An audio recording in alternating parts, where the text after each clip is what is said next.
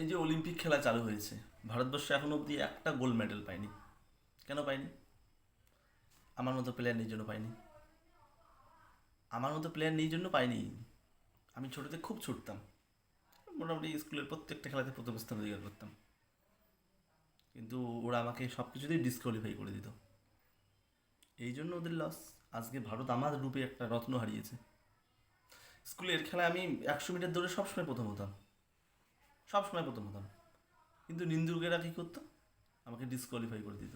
ওরা বলতো আমি নাকি বাঁশি বাজার আগেই বেরিয়ে যেতাম। এটা কী ধরনের, এটা কী ধরনের নিম্ন মানসিকতা? বাঁশি বাজার আগে বেরিয়ে যেতাম। আবার 200 মিটার দৌড়েও আমি আমি 100 মিটার 200 মিটার সব খেলাতেই প্রথম স্থান অধিকার করতাম, কিন্তু ওরা প্রত্যেকটাতেই আমাকে ডিসকোয়ালিফাই করে দিত। 200 মিটার দৌড়ে ওরা বলতো কি আমি অন্যের ট্র্যাকে চলে গেছি। আহা, ট্র্যাকটা কি আমার বাপের? ট্র্যাক তো সবার, আমি যেতেই পারি। ওরা ডিসকোয়ালিফাই করে দিত। এটাই। শুধু কি স্কুলের 100 মিটার 200 মিটার, আমি ক্লাবের ম্যারাথনেও প্রথম স্থান অধিকার করতাম। 20 কিলোমিটার ম্যারাথন হতো, আমি ওখানেও প্রথম স্থান অধিকার করতাম, কিন্তু ওরা আমাকে দিত না। ওদের কথা কি, যে আমি নাকি 18 কিলোমিটার অন্যের সাইকেলে গেছি। আরে বাবা, অন্যের সাইকেলে 18 কিলোমিটার গেছি, বাকি 2 কিলোমিটার তো আমি অন্যের কোলে গেছি। স্কুলের এই খেলাগুলোর থেকে, এই 100 মিটার 200 মিটার থেকে আমার ভালো লাগতো ওই লেবু খেলা, ওই বিস্কুট দৌড়, ওগুলো ভালো লাগতো।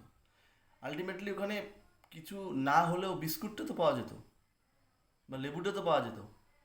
আর একটা দৌড় ছিল অঙ্ক দৌড়। একসময় অঙ্ক দিত, অঙ্ক করে আবার ওখান থেকে রিটার্ন আসতে হবে।